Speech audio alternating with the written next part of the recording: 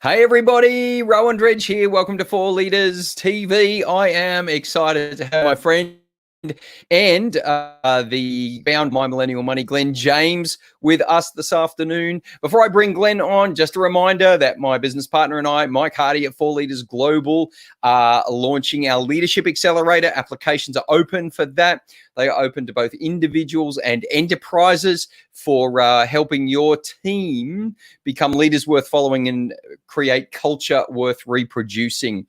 So we'd love to be able to talk to you about that. Reach out and connect. But I am thrilled to bring, and I will right now bring Glen James into the conversation. How are you, mate? Hey, good. Thanks for having me, Ro. It's so exciting. My goodness, we've known each other 15 years, and here you are sitting on My Millennial Money, which has been going for quite a few years, but it's had such a massive impact on a demographic and a generation, but also the money conversation. Tell us a bit about why you think it's striking such a chord, mate. Yeah, it's interesting. So when I started My Millennial Money, I just didn't think there was an Australian-based personal finance podcast that is targeting under 30s or millennials. And it was actually not my first podcast. The first podcast I did sucked, so I ditched it. So, I had my first failure. Well done. And yeah, thanks. And then I kind of recreated this, and yeah, we just really hit it. And we wanted to just answer people's questions, stuff that people were thinking about, didn't know where to go for answers.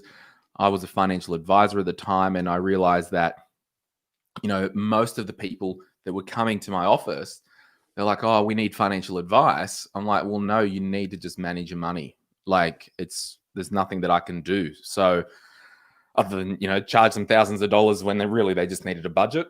So it's really just this basic literacy. And then what I also wanted to do was I wanted to create infotainment. So I wanted to entertain people on their commute, but also make sure it's information for them to learn and just encourage people week on week as well. Yeah, that's so good. Well done. And so just back us up a little bit, the transition from financial advisor to founder of My Millennial Money, like how did that actually occur? And at what point did you think to yourself, actually, I've changed careers? This is something's happened here, and you're looking around going, what, hang on a minute, one's overtaking the other, or was it a more strategic decision than that? What happened? It was first a bit of a hobby. So I was interested in podcasting. I've always had a bit of an audio interest and background, and tweaking with stuff.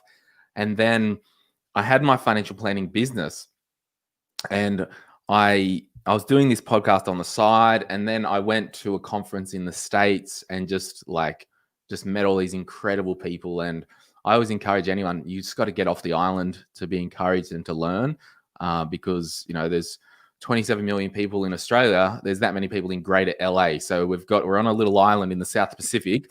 So we need to get out and get encouraged. So at the end of, I think it was 2016, 2017 perhaps, 2017. And I landed in Sydney, and I was so encouraged. I'm like, I'm going to do it. I'm going to bloody own this island. That was like my thing. It's like, there's no one doing so at that point it was like this big goal that, I'll own this island, quote unquote, with the podcasting stuff. And at the time I had the podcast that I've now ditched. And then I started My Millennial Money. And when I had the financial planning office, I set up a little studio out the back, and then I needed more space. And then the next suite next to the office became available. So I leased that. So I had kind of financial planning office in 2 suites, and then the suite out the back, and you could walk through all of them, was the podcast studio. And it was still a bit of a hobby and side hustle at the time. And then within the year, it became apparent that it was a full-time thing. And then that led me to ultimately transferring out, selling the financial planning business. And at the end of last year, I gave up my financial planning license. And now I don't have a hobby, because my hobby's my full-time thing now. So I'm I need a hobby now. There you go. But I know you've got a hobby because I see you on social sitting on the bonnet of four-wheel drives. And I think one of the best questions that somebody asked you was, is that your new hobby now? Sitting on the bonnet of four-wheel drives. Yeah, that's right. So I it doesn't matter whose, you just will sit on it, right? Yeah, I'll just sit on four-wheel drives. So but yeah, it's fun to build something as a bit of a hobby. And it's kind of like we're really chill on the podcast, and it feels like it's loose, and it's relatable, and we chat with people, and it's just we are ourselves. But make no mistake, I'm running a business, and it's very strategic. And it was a blend of that, fell into it / strategy meshed in together. But everything I do, everything I try and do is usually strategy behind that. Yeah, well, the thing is, I mean, I know enough about it because I was recently up there with you in your studio, and you are lighthearted, but it's a serious topic. And I really love the approach of that. So what I'm really curious to get your reflections on is, why do you think it worked? Did it work because things, I mean, there are holes in markets. There are things that people aren't doing. There are people looking, for the blue ocean, all that sort of stuff. But I'm sure there's a bunch of things talking about millennials this and millennials that, but this worked. As you reflect on it over 3.5 years, what are you seeing were the key things that really gave you traction and added value? Yeah, so I think number one, like if you are building an audience or you're building some type of community or a product, and I kind of learned this. I did a study tour at Stanford, and we did strategic leadership there. And one of the days was in the design school, and it was all about design thinking and doing all that stuff. But what you have to do is you have to, talk to the end consumer, see what they want, go back, tweak, and always, seeing what they want, come back and tweak. So we ran a lot of surveys and just got data on the listeners as like, what do you want to hear? Because a lot of the time in our professional life, like you, Ro, probably like, you might go to a corporate and be like, yeah, we're going to knock these 3 things over here. That's what they need. And you get there and it's like, oh no, we actually want that. And what's in our head as the professional is often not what the consumer or the client actually is there for. So a lot of it is talking to the audience, finding out what they need, and looking for broad trends. And then, if something's trending, you get one bit of feedback is like, do an episode on Bitcoin. It's like, okay, well, you're one person. No one's ever freaking else has said that. But if you get 30 people say, can you do something on parental guarantee or something, that's a trend. And then you double down on the trend. So it is a bit of a, it's like that test, go back, go again. And it's a moving thing. And we like to, particularly with the podcasting stuff, the way I set up my financial planning business, I had hundreds of clients. The whole process was every time a client dealt with me, I wanted to make them feel like they were my only client. Okay. So you meet with them, but in the background, the process is a bit of a sausage factory. So everyone gets the first meeting, then everyone gets the follow-up email. So it's scaled in the background, and the advice is certainly different to each client, but they feel like they're my only client. And that's like little things like, on the automated emails, it's not dear and then kind regards. It's like, hey, Ro, and then like, any issues, let me know, Glen. And that's got sent to every client after the first meeting. And so it felt really personal. And that really worked well. I won client experience awards. I did benchmarking for the business. And it was funny. I got the benchmarking result. I should show you one day. It's actually funny. And it's just like the average business gets this net promoter score or whatever it was. The highest business gets this net promoter score. And then it's like, this is your one. Mine was higher than their templated highest. So so basically all that to say, when I pick up the microphone, I'm thinking of that one guy who's on his tractor in Adelaide. I am talking to the one and really making it intentional. And we'll often say that, if you're a 24-year-old female commuting home in Brisbane, listening to this, write in and you'll win the book. So stuff like that, just making it, make people feel like they're not just a number. And particularly with podcasts, I think it works even more because people might be listening to the podcast before they go to bed at night, and which is a really intimate space because you're inviting someone into your bed and then into your ears. I don't know many people who jump into bed and watch reruns of A Current Affair. You know what I mean? So you might see that happen in the background in the living room, but it's an intentional thing. People choose to be intentional because we've got options. And I remember, I feel like I'm doing a freaking rant, but I'll finish. Yeah, look, you've. Let me jump in mid rant, right? You're going, and that is what's so interesting about the medium, right? Because podcasting is a little bit more intimate, and it's ironic that we're actually having a chat about podcasting on a live stream as well. But it's a similar idea, right? And people actually do, and sit there and watch A Current Affair just before I go to sleep because it sends me off to, counting sheep or whatever it is that I'm looking forward to. But that sense of I'm having a conversation with someone that knows me. Yeah, and I'll get, you get the odd stalker that really thinks that they are best friends with you, and they track down your phone number and they text you and try and call you I'm just catching up with Glenn. It's like, no, I don't know who you are, and this is creepy. But I think when we do all of our content and all of our business, I was flying in the States once, and it was with United or one of those airlines, and it actually stuck with me. The pilot said, and I think they still say it, like, thank you for flying with us. We know you had a choice. Yeah. And we thank you that you chose us.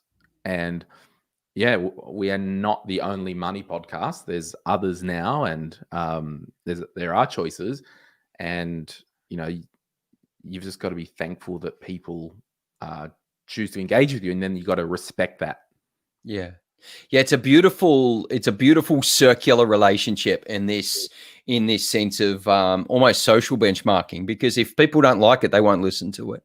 And if people aren't engaging with it, or they don't feel embraced by it, it's not a sense of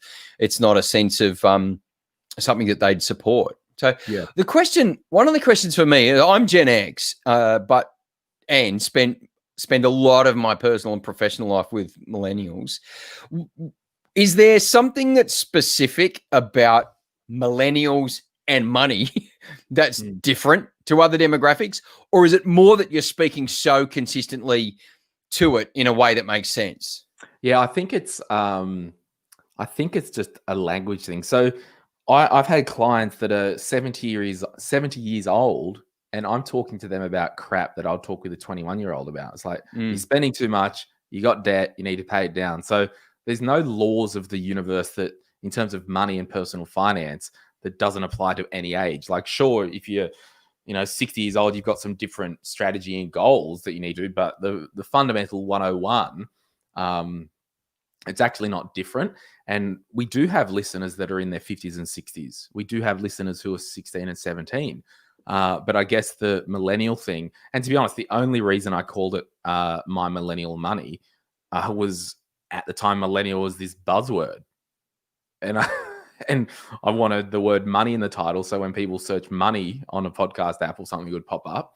So there's no real magic behind that. And I think the language, I'm a millennial, so I can relate. Well, a few people say I'm not relatable anymore because I've got more money than them, but it's love the reviews, thank you. But yeah, I can only speak to what I am, and I think we all think we're younger than what we are. So I think I can listen to music from a band who's in the early 20s and think, yeah, this is awesome, I'm cool.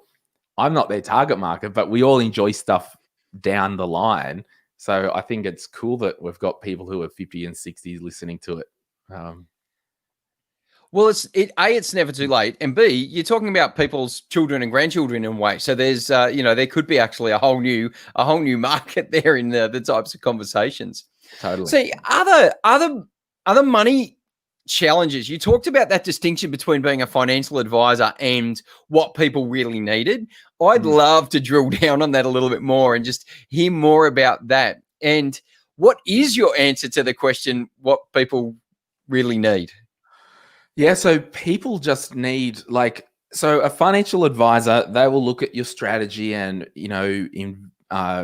recommend investment products to suit your goals and maybe some insurance stuff and, superannuation and all like the producty stuff that fits your goals. But my personal financial plan is live on less than I earn, be a generous giver, invest for the future, and buy experiences and not things. Like that's my financial plan. So what people really need to do if they want to get ahead financially is legitimately spend less than what they earn. Like that's all you need to do. Invest some money for the you of tomorrow. Maybe pick one goal only and attack that first. And we can talk about goals and the stuff that I see from the millennial audience. And I always encourage people to be a giver and be generous because there's always someone worse off than you. Yeah, always. And so they're the kind of baseline things that I think most of my listeners are after.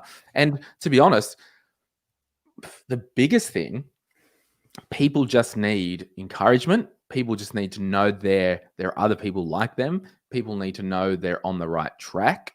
And I often say it's like, hey, I'm not saying anything groundbreaking on my podcast, but what this is, it's the weekly check-in, get encouraged, and get back out there. It's the halftime oranges. Come off the field, everyone. Throw some orange wedges in your mouth. Have a good chew and suck, and go get them and see you at the end of the game. So it's that. I think there's more power in the actual encouragement and community, and I'm not doing this alone, than the actual what product do I need to invest in. Yeah, and I think that's a really useful distinction between, and I'm not going to get this right, so I just apologize to financial advisors out there, but it's if one has sort of almost a product and process focus, you're actually talking about almost behavior and mindset kind of focus, and that's the actual shift. Are you seeing any classic like mistakes? I'll give you an example. Recently, my wife and I have similar approach. We also, we got 2 kids, we've got mortgage, you got private school fees, we got all those. I work for myself. We're in a global pandemic. There's all these various sorts of things going on around you. And we recently, we've set some goals to remove our reliance on our credit cards. And so I went down and closed the one of them. And at the bank, that she actually said, "Do you really want to close this? They're a lot harder to get these days." And it was a really interesting. I actually was a little bit surprised that we had that conversation. And so, with that as a backdrop story, are you seeing any kind of classic mistakes? Maybe not just millennials make, but people in general, like 24 months interest-free, credit cards, not having an emergency fund, which I used last night, by the way. Yes, I saw that. You did see that because it was a legit emergency. Yeah. I guess the biggest thing that I see, broad brushstrokes, people buy too much car and they're towing around a freaking car payment, and it just adds another layer of stress to their life. So I see that. The credit card thing, I put in the My Millennial Money Facebook group the other day, what's your biggest money mistake or a never again moment? Most of them were credit cards. And I'm like, no, guys, that's dumb. But there's such a blessing, right? Like, don't they? I don't have a credit card. I used to have one, but I'm very spendy, and I'm an ideal candidate for overspending because it's not my money. So I don't have a credit card. The biggest thing, not living, people living week on week, that's a trap, and that can be solved. Like I do the Glen James spending plan, and there's been thousands of people who have gone through that, and within a couple of weeks of doing that and having a good money system in place, I say you can feel financial free within a couple of pay cycles if you just have a good system that works. And don't try and over freaking cook it. Like, just keep it simple. Like, people say, oh, should I consolidate my debt because, I can get a better interest rate over here? It's like, no, you've got to try my way, because your way sucks, because if you were smart with it, you wouldn't have the debt and paying 19%. So I know that's a bit tongue in cheek. And that's why with personal finance, it's got to be from the behavioral angle, not the maths angle. And if that behavior angle means I have separate accounts, out of sight, out of mind, I've got one goal. I buy a $5,000 piece of crap car, I'll save up another $3,000, and then I'll go and buy a $7,000 car. So I think as well, Ro, you probably know this. There was a YouTube, like a video of a guy in a lecture room at a university, and like, it's the classic illustration. He's got the big jar, and he's got the sand, the rocks, and the boulders. And it's like, what are you putting in your life first? And you put the big boulders in, then the smaller rocks, and then the sand filters down. If you put the sand in first, you're not going to fit the big boulders in to the container. And I believe that sometimes people put and I'm guilty of this, and I'm not above any of this. That's why I do a podcast, so I can learn. People put the cart before the horse, and they wonder why things aren't working properly. I mean, we've both been heavily influenced by the ideas and the thinking of Dave Ramsey. So, for example, we're talking about. So let's stay on cars for a minute. Yeah. One of what's if someone was to say to you, what's okay? We own both our cars. We went intentionally to pay them off, but they're both 10 years old. They've both got 150,000 Ks on them. Now, they're Toyotas, so you can sit on that bonnet anytime. And, but we look around and go, if I'm going to slap down $50,000 anythings, like 50,000 anythings, right now, it's not going to be on a car. And I'm just curious to hear, if we drill down on that as an example, how would you navigate us through that from your perspective? Yeah, so I think as a rule of thumb, you don't want more than 50% of your take-home, you don't want more than 50% of your net take-home income, household income, in stuff with motors or stuff that's going down in value. So if there was a family and they earned $100,000 a year and they paid $20,000 tax, that gets us to 80K. You really wouldn't want more than $40,000 worth of cars, boats, and ride-on lawnmowers and toys, right? So that's the first thing. It's too much of your world that's depreciating. It's funny. The maths says if you've got a mortgage, you're probably better off to get a car loan, link it to the car, providing you keep that car for a long time. I personally, again, the math says that, but I personally still just pay cash. And, I've got a mortgage because I know using my own cash and not a loan, I won't spend as much. The two cars that I've got, they're 10 years old. I've done the brand new cars. I've done the ex-demo cars. I've done all that. But I just want to remove myself from needing that brand new all the time. Yeah. I kind of say the sweet spot is probably, 3 or 4 years old with under 60,000 Ks on the clock. Another kind of rule of thumb, I say, maybe if you are having a car loan, like if you're going to do it, I would say put a 20% deposit into that car loan, have a 0% residual, and don't do it more than 4 years. And the reason why we want to put a deposit down, so if your situation changes halfway through, you will never owe more than what the car's worth. Yeah, so you kind of almost if you decide to do that, which you're not recommending, you've got almost an insurance policy around it. Yeah, and I guess it just slows you down. The fallacy that I often and you can go to sortyourmoneyout.com/cars, and that kind of I've did a bit of a blog around that. The fallacy that I like to poke fun at all the time. People like, oh, we've just started a family, and I want people to have families. I've got no problem, but we need the brand new car because the brand new car is safest. Absolutely, you need a safe car. The problem is you are saying you're using a dumb excuse just to justify you wanting a new car. Because if you hang your hat on that by getting a new car, by God, every year you need to go and buy a new car. Every year. So you've just got to say, I want a new car and go and own it. Hang your hat on the decision that I'm buying a brand new car. I'm taking a dive on the value of it.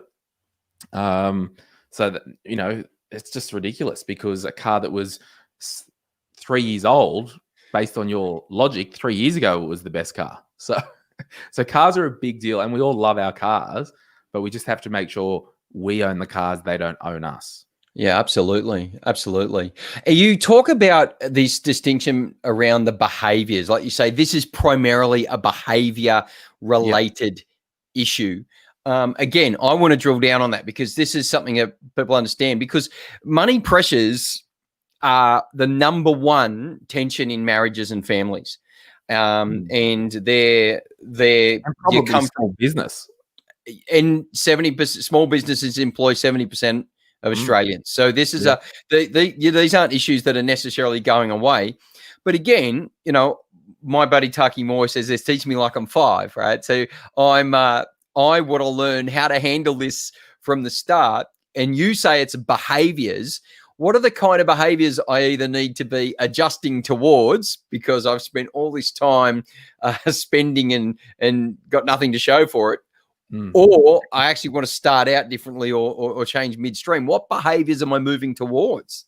I think because everyone's so different, we need to hack the person in the mirror. And so for me, I'm a spender by nature, right? Same. So I've got a rule in my own life. I don't spend more than 1% of my annual income at once without sleeping on it. So a broad brushstroke example, if you're earning 80 grand a year, you're not spending $800 without at least sleeping on it.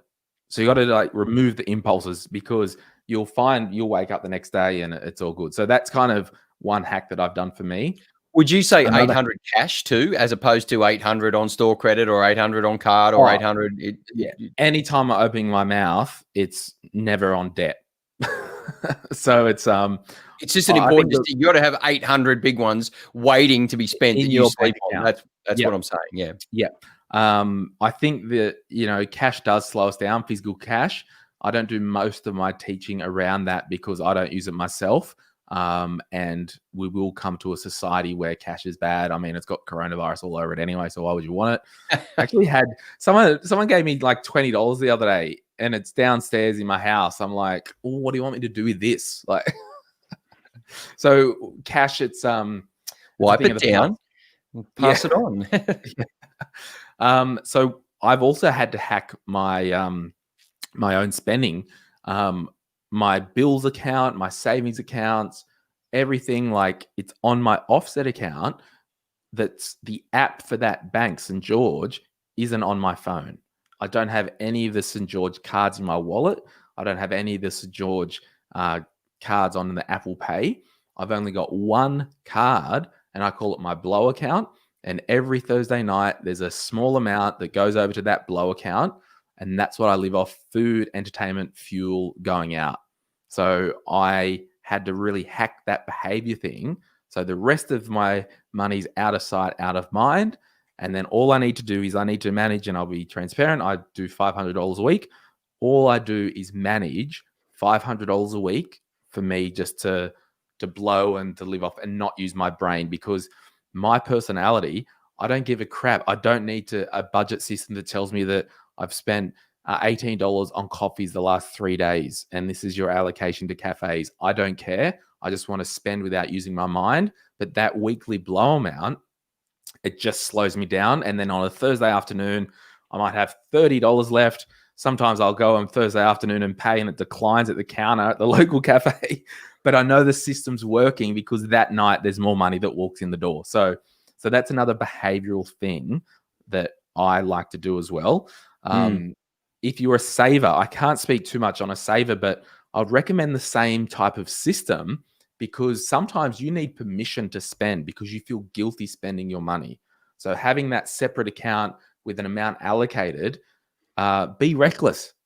Buy a brand new pair of socks. Like you're allowed to spend and enjoy your own money. So whatever your personality is, you need to hack and really look at the behaviors behind it, because it's actually not about interest rates. It's not about percentages. In fact, the best return you'll have on your savings account isn't the 1.5% interest and the 2.2% bonus interest for 6 months. The best return you have on your savings account is the amount of money you can shovel in each week. That will leave the actual percentage return for dead. So we just need to know that behaviors rule the roost. Yeah, you bet. I mean, we have a. I'm the spender in our relationship. Megan's High the five. yeah. Come on, and Megan's the saver, and that's so true. Did we just miss each other on the live stream? High five. Okay, 1, 2, 3. And so you're absolutely right. It's like sometimes I actually need to, help Megan really enjoy what she's worked hard for.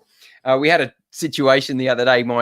Our kids get money each week, and my son had a birthday, and he wanted to buy the Marvel Encyclopedia, and that is an amazing looking book, by the way. It's an amazing looking book, and he sat and he looked at it on the floor of Demix. And he's got birthday money that he can spend on it. And I said, you know what we're going to do, mate? And he looked back up at me and he goes, we're going to sleep on it, aren't we, Dad? Mm-hmm. And so we slept on it. It's a $65 book. So it's a big deal for a kid who's got birthday money. He woke up the next day and never mentioned it.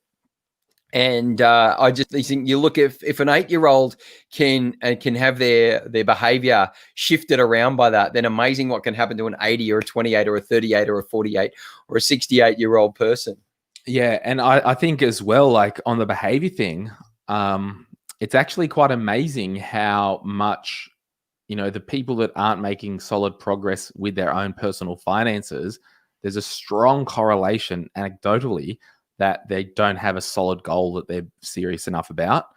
Because as soon as you put a goal in play, if there's $100 item that's frivolous, it can be, do I want to buy those cherry whistles and moon pies for $100? Or do I want to have the trade-off and not have that and put that towards my goal so I can get my goal sooner?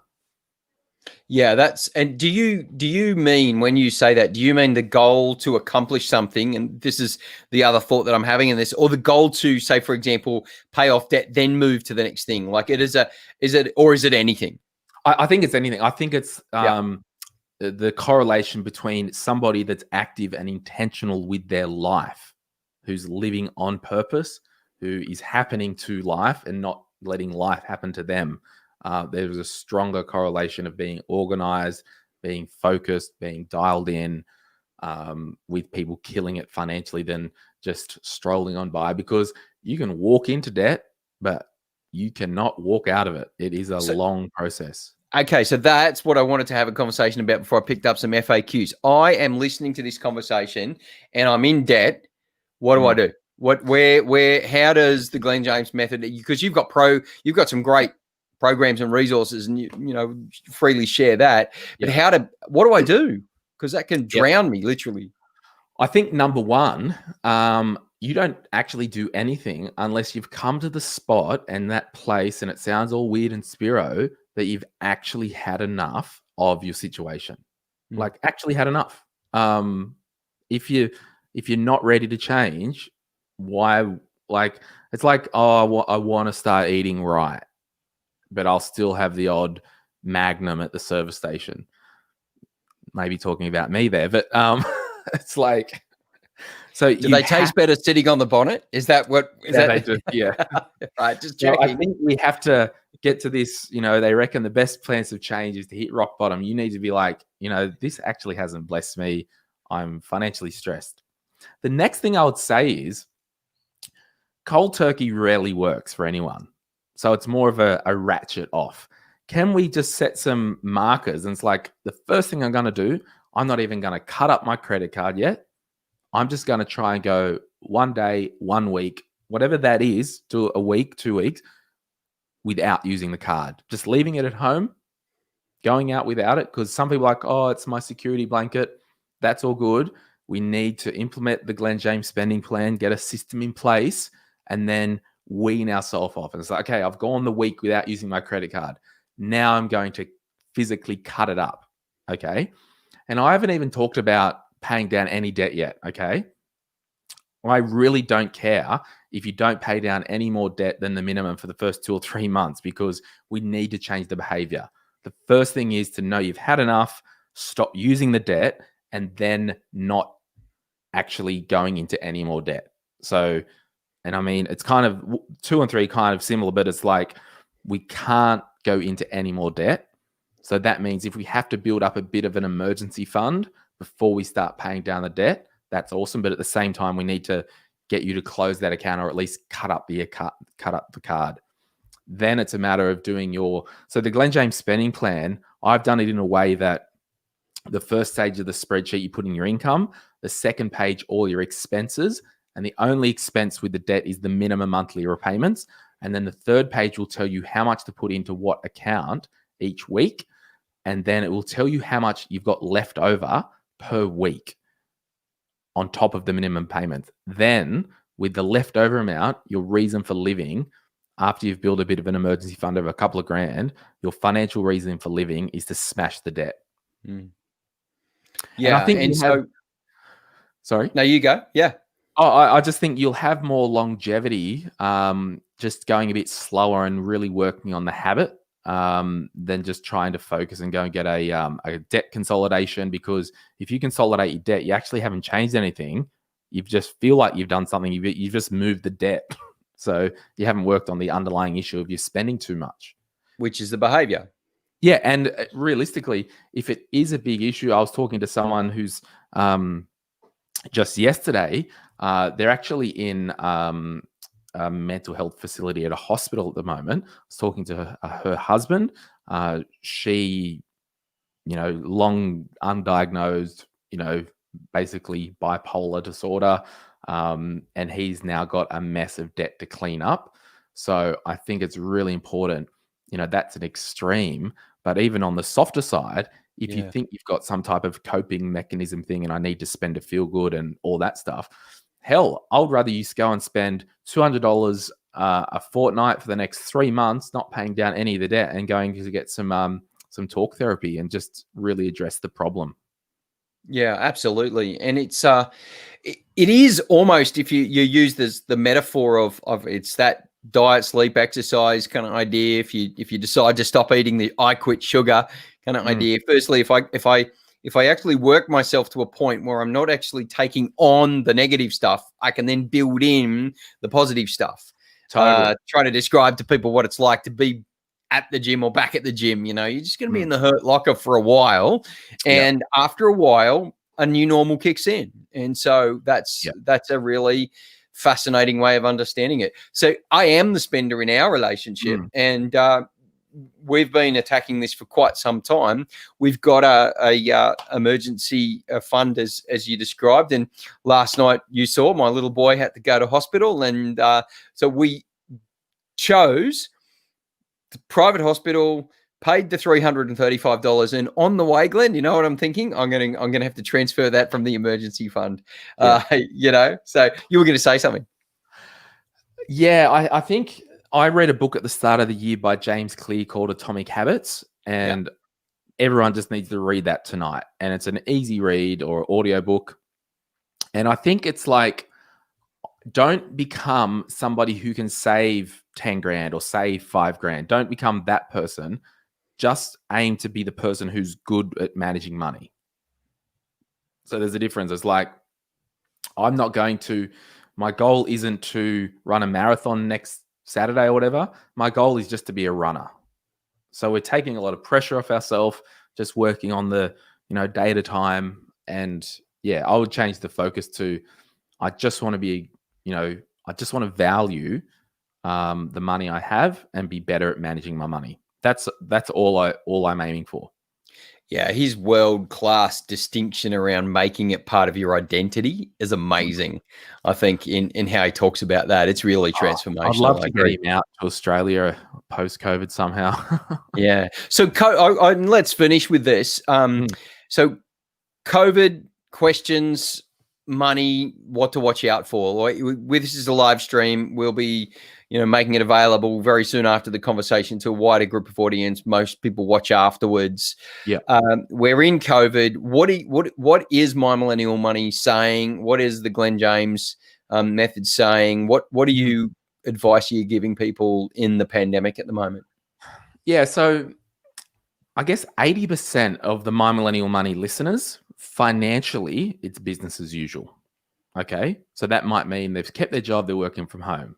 So, number one, to the 80%, particularly if you're in Victoria or any other cities or suburbs that are locked down or internationally, I think you need to really take this as an opportunity to maybe save some money because you're spending less. So just redo your budgets and all that, just to maximize and capitalize. For the 20% who might be underemployed, without employment, or on any government benefits, I mean, just don't even worry if you don't save 1 cent, because we just need you to survive. So my thing is, I need you to be still standing at the end of this. So if that means you go through hell not making any progress, at least you're still standing at the end of it. And if you're still standing, you've got a shot to turn it up. But if you get knocked out and go bankrupt and all that stuff, you're not standing at the end of it. So I would say keep encouraged, take pressure off yourself, debt minimum payments. If you owe money to somebody, call them and say, look, I actually don't have an income. Take pressure off yourself. You don't have to, if you're not working, you're locked down, you don't have to bloody be studying and coming out with a freaking German history degree over the last 3 months. Like, I think this is once in 100-year thing. I just need you to survive and get through it, and hopefully not going into any more debt to do that. Yeah, that's essential, isn't it? Yeah, I don't have a magic answer other than I understand it's tough. But I will say, a lot of you out there who have been through this COVID, I think a lot of us, me included, I think we really know how much importance it is when the shat hits the fan and no one's above this. You really want to make sure your house is in order, and that means being out of debt. That means having an emergency fund, because I know I sleep a little bit better at night when I've got a bit of cash behind me and the world. So yeah, just keep encouraged. Yeah, that's all I can really say on the COVID thing. Yeah, well, I'm just curious. I'd not heard the 80% business as usual statistic. So that's a really fascinating thing to hear a bit more about. Incredible. Yeah, so we often do a survey to our My Millennial Money listeners in the Facebook group. We might run 3 or 4 a year just to do a pulse check. And I did one around COVID, and yeah, it was 80% who were and I say it financially business as usual, because you could be working from home or blah blah blah. So yeah, their circumstances from where they are working may have changed, because they've changed for everyone. And but what you're saying is that they're actually employed. They've got a job and an income, and that makes sense. So with you, you're adding lots of value to the world through the podcast. It's ticked over 25,000 engagements on Instagram, for example. What tell us a bit about the resources and the way that people can access your intellectual property, but also what's next, and then we'll thank you for your time. Yeah, so number one, you can listen to any of our podcasts. We do My Millennial Money, My Millennial Money Express, which is a short form one of me only, like under 10 minutes. My Millennial Career, it's just all about your career. My Millennial Property, and we do Gen Z Money. So they're the kind of audio stuff that we do. We've got a YouTube channel that has webinars on there that we've done on certain topics. The Facebook group is probably the most, it's the kitchen table of the M3 community. Everyone comes in, goes, and, there's heaps of questions up there. People will send me questions on Instagram, say, oh, I need help doing this. And I'm like, oh, I got no bloody idea, but someone in the group will. So exactly. Yeah, so sortyourmoneyout.com is my blog, which has different articles on there, the spending plan. Yeah, so what's next? I'm about to go to Byron Bay, and I'm going to spend 4 days, hopefully, putting content together for my next online course, which will be, I think, will be called the Glen James Financial Plan, and that will take people on a journey through setting their financial goals, looking at their financial behaviors, how to set up the foundations of a sound financial house, and in what order. So that will be through, cash flow, debt, personal insurances, health insurances, wills and estate planning, superannuation, investing, property, how to find a financial advisor, how to find an accountant, how to find a mortgage broker, how do you set up your, like, I'm throwing the whole kitchen sink of this. It will probably be about 20 different modules. So I'm about to put the work into that right now. Yeah, that's great. We talked about that recently. That's fantastic, mate. Well done. Well, thanks for your time. I'll look forward to people connecting with you and connecting with the My Millennial Money podcast. No worries. And watch out next month for an episode with the one and only RD. That's right. Yep. We're doing one on leadership. Can't wait. Really, really exciting. Thanks for your time, mate. Good job. No worries. See you soon. Bye.